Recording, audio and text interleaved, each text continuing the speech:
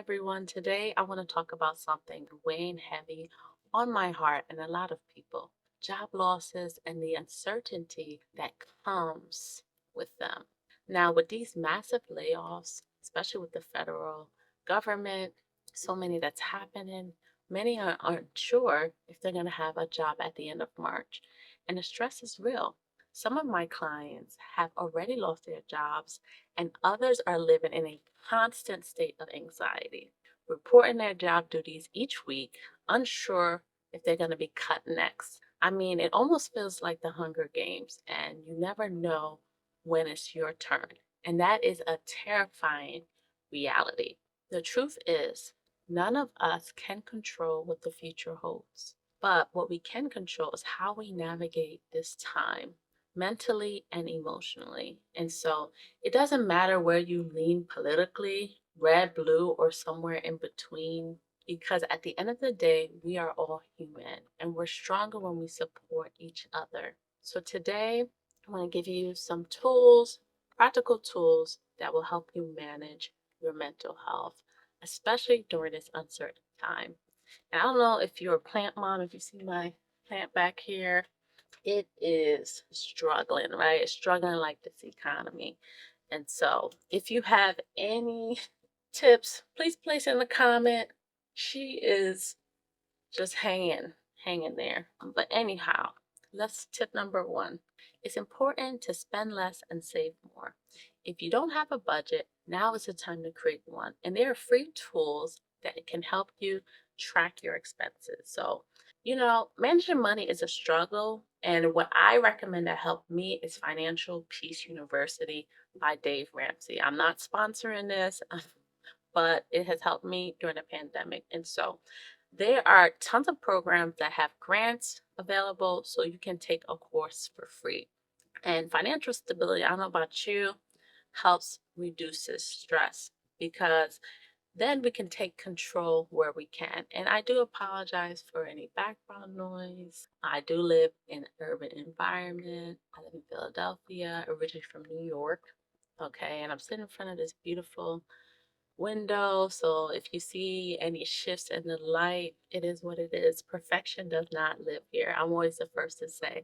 And as a therapist, guess what? I have a therapist because we're all struggling and can use support from time to time. Tip number two, focus on rebuilding your community. If we learned anything from 2020 is that we all need community. It's not just about raising kids, okay? They say it takes a village to raise a child, but it also takes a village to thrive together. And so reach out to old friends, family members, neighbors, stay connected because your network is going to be one of your biggest lifelines during this time. Now, of course, listen, I'm all about the power of forgiveness, but if you have family and friends that have crossed certain boundaries, you may want to keep them at an arm's length. Forgiving others and staying connected doesn't mean that we have to be as close as we used to be, but you can still keep them in your lives while protecting your peace of mind. Tip number three, don't be ashamed to live with family. I mean, in many cultures, multi-generational living is the norm and there's no shame in it. Back in the day, especially during the Great Depression, it was common for three generations to live under one roof, and many immigrant families still do this to this day. Grandparents helping with kids while parents are at work, everyone benefits from that. If this is an option for you, embrace it, but of course, set good boundaries. Let's go to tip number four.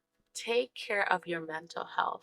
A great free way to do this is through journaling. There you can process your thoughts, feelings, especially using the cognitive behavioral therapy prompts, also known as CBT. CBT can help challenge negative thinking and any patterns that you may have that's maladaptive to reduce anxiety. If you don't know where to start, I will link a video on how to use cognitive behavioral therapy prompts for journaling to manage stress. I personally journal on my phone, it's password protected, okay, on my computer, because I have some strong readers in my house, and so make it work. I have tons of clients who are teenagers, they like to use voice notes, and so you can even do like a vlog. right? Of course, you don't have to upload it and you can delete it right away. It's not the art of record keeping, but the art of processing that is important. And so sometimes you just have to throw it out like the trash and keep it moving. Tip number 5 is so key to move your body. Movement is essential for regulating our nervous system. So try to stay away from the screen for a little bit and take time to walk. And if the weather isn't great, turn on some music and dance. Exercise release endorphins, and that's your brain natural mood boosters. Okay. I don't know about you, but I love to dance. And how I explain it with my teens is like when you engage in movement, those happy hormones, endorphins, are like Pac-Man that eat up anxiety and depression. I mean, it is free medicine.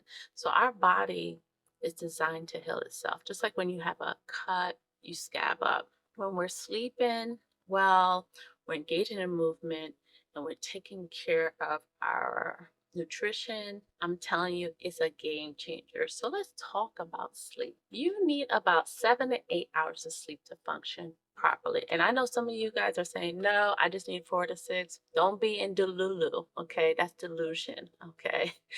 If that means taking naps, do it. You ever seen a toddler who skipped a nap? Oh my goodness, cranky, irritable, difficulty to manage.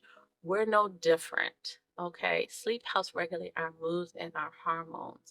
And so we're already living in a stressful time. Why make it worse? Worse, right? You cannot run on empty. So if you struggle with unwinding at night, develop a sleep routine.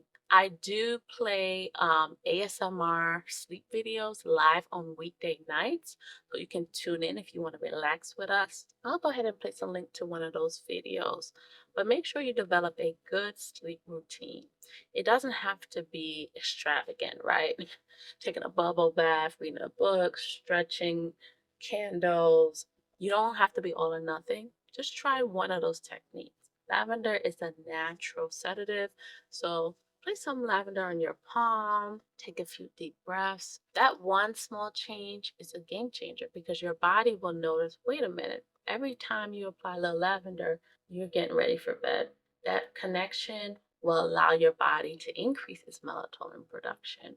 And after a week or two, you'll start to notice improvement. Number 7, use food as medicine. What you eat impact your energy, your mood, and overall well-being. So focus on foods that help to detoxify your body. Okay, so think of nutrient dense, whole grain, fruits and vegetables. I'm not going to point to a specific meal plan because we're all different, right? So what may work for me may not work for you. But consider trying to consume foods in its natural state as much as possible. And don't get me wrong, there's nothing wrong with a cheat meal. I'm about to have my cheat meal tomorrow, okay? It's gonna be lit. But everything is should be done in moderation. Number 8, the last tip is to stay present. Stay present. Mindfulness can help ease anxiety by grounding you in the now. When you start worrying about the future, pause and focus on your senses. What do you see? What do you hear? What do you smell in the moment? The reality is 80% of the things we worry about never happen. So instead of stressing about the unknown, take things one day at a time, 1 hour at a time, 1 minute at a time, and go from there. And so if you found this video helpful, give me a thumbs up, subscribe, and share this video with someone who might need this message. Let's support each other through this season. See you in the next video, and much love.